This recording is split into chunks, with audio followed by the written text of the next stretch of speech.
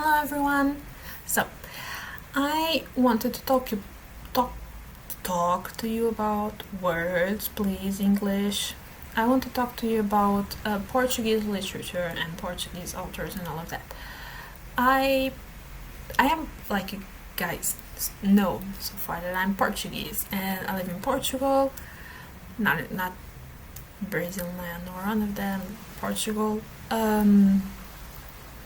But I do not know that much about Portuguese history or Portuguese literature or anything. I mean, I still know a little bit of history, but I would like to know much more. I noticed this year because I have a problem with the United Kingdom. I'm totally obsessed with all the literature and history and like legends and everything connected to that side. So mostly of my favorite books, if not all my favorite books, are somehow connected with the United Kingdom. That said, I do not live there and I do want to know more about my country. And I have been looking at Portuguese authors and I have been trying to read more things concerning my country. And I do have some series and things that I want to finish this year.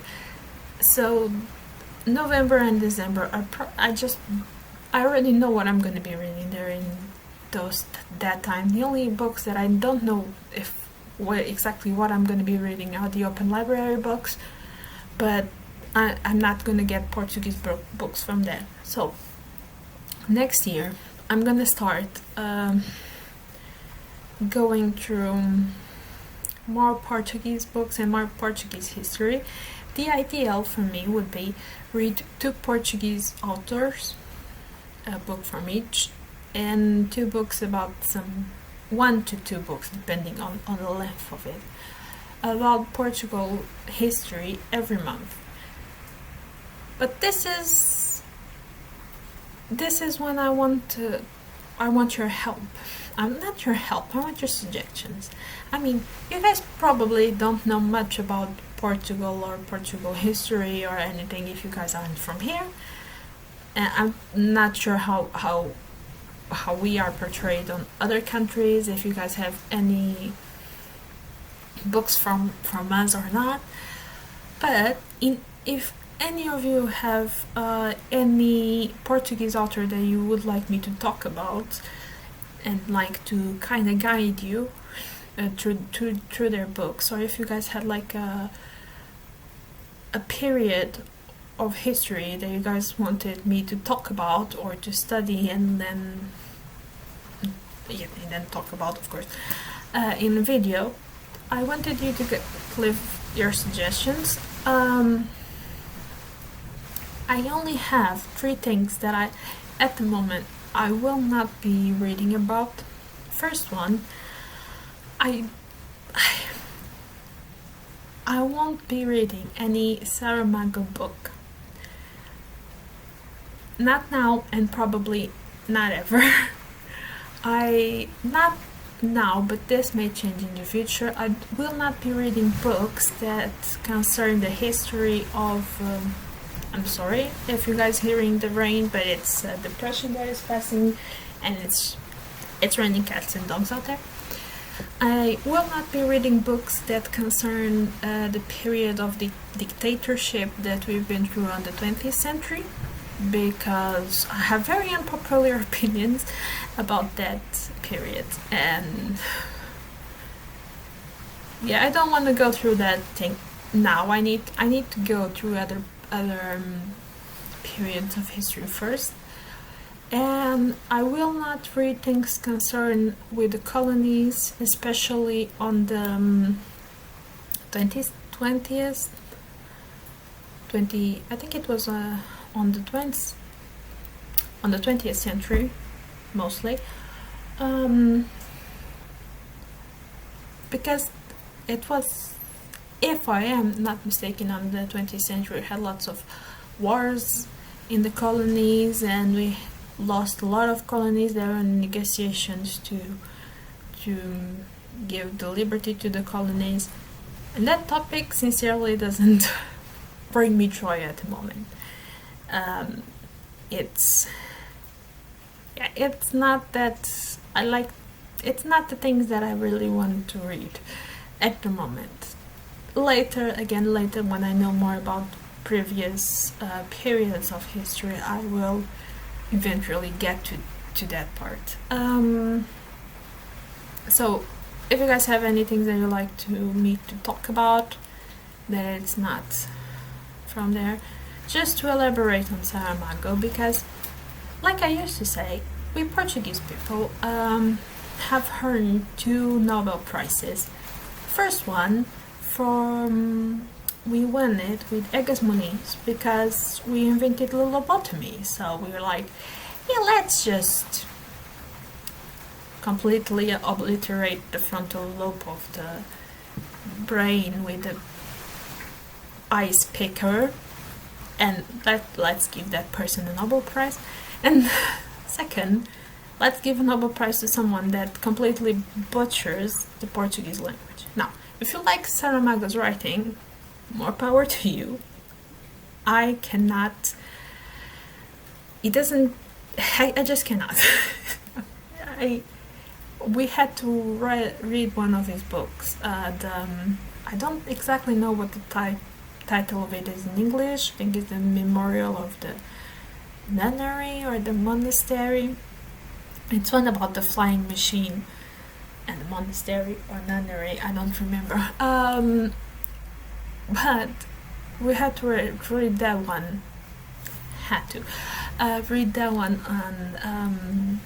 on school. What I did, I read the first paragraph and the last paragraph, and that was basically it. We had a good enough teacher that I could just have very attention on his class, take lots of notes, study the guides, and I was fine. Doing the exams completely fine. It's just, if you guys don't know, Saramago doesn't use proper punctuation. He only uses the period and the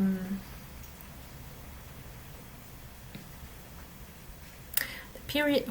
I don't know how you call in English the period with the little tail, the pause. I think maybe you call it the pause. It's full pause and full pause. He only uses those two. When he uses it, he has some phrases that are just a page long or a big paragraph. No punctuation for exclamations or for questions. Starting dialogues and finishing is just. It has a structure.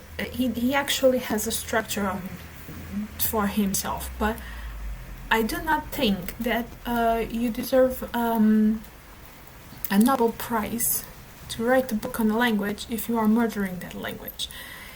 Because I haven't been studying Portuguese and how to properly write, and then having someone being like, oh, this person won what is supposed to be one of the best, if not the best prize in literature, and he just completely obliterated the way you should write. Plus, even if you had proper punctuations, I just do not like it. To be fair, there is a scene on that book. And just to compare, just since we are on this rant, on the Lusíadas, the epic poem of my people, that was written by Camões, Luís Vaz de Camões. It's a big poem, a big epic poem about the sailors from our people that discover lots of countries and ways to get there, to those countries by sea. There is a part of that poem where the sailors are given a prize for their courage and all the things that they pass, and they are led to basically a tropical island full of nymphs, and they do all the hanky-panky with the nymphs, apparently. Now, I haven't read that part yet, and that part is not taught in schools because there is hanky-panky, and they are supposed to be they don't think that you should teach that part in schools because of that. But on that Saramago book that we actually study, that I don't know the exact name in English, but I will look and I will put the link to the Goodreads page so you guys know exactly what book I'm talking about, because I'm not explaining well enough which book it is. But on that book that we had to study on school, there is this girl that I think it's called Blimunda, such a good name. She loses her virginity, and we are supposed to read that book. I do not remember if we read that part. Yeah, there was a cat. I do not remember that if we read that part in school, but we were supposed to read all of that book at home. There's a part where that girl, I think she's a peasant, loses her virginity in a barn or something over some hay. I did read that part because people are like, oh, she has sex, she loses her virginity. I went to read that part, and it's so dry and so explicit. We if I'm not mistaken, there is like mention of the blood in the hay, and she feeling the entrance and the breaking of the hymen, and it was so passionateless. It had no passion. You were like, it was really, really dry and not beautiful. If it had like any type of sentimental value for the character, but it was really dry. It was almost a torture to go through it. And I was like, I do need to read that part of the epic poem where they go to the island, because Camões writes beautifully. I mean, you do have to have some knowledge about history and Portuguese history and some other things, some mythology, to fully understand what all the words mean, because he does lots of references, but he writes beautifully. Isn't a good passage, even if it's a lots of hanky-panky, but beautifully written, better to be teached than a very dry, very what the hell, why is this on the book, very explicit passage of a girl losing her virginity. I mean, why? Why is it different? Why is one not being taught, and when it's mentioned, it's just like, oh, we cannot, I can't even tell you why we are not reading this, and then, no. To be honest, I didn't read the one on the island, and I do need to read. I haven't read it because, like I told you, you need to have some certain knowledge just to read the full poem and understand everything, and I'm a little bit scared of it, but I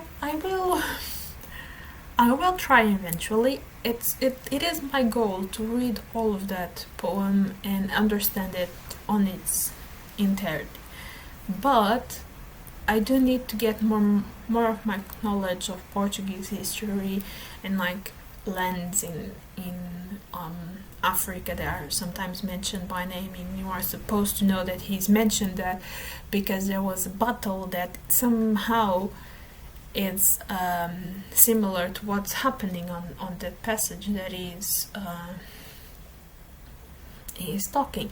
And I also need to read more of the Romans and Greek writings, because it does make mentions of Roman and Greek history and just puts there the name, and you need to know why he's putting that name, what happened with that person to like assimilate it, and what's happening on the test, why is he comparing or talking about that person when he's supposed to be talking about a bunch of Portuguese navigators on a boat going to India. So it's I will probably read that and then come back to this and tell you if it's that bad as the professors say that it is. I'm probably gonna just have this rant a couple of years from now if we are all still here. So again, I went on a huge rant. This was not intended. I am so completely sorry. If you stick to here, do not forget that I made this video to ask if you want me to read anything in specific about Portuguese history or any specific Portuguese author. That's about it. And I'm gonna stop this video before I start ranting too much. Love you all. Bye bye.